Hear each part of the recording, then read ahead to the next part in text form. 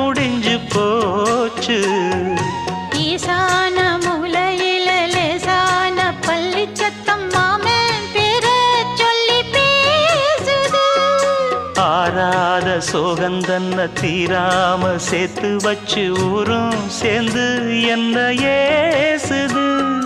மாமா மாமா உன்னத்தானே எண்ணி நானும் நாளும் தவித்தேனே.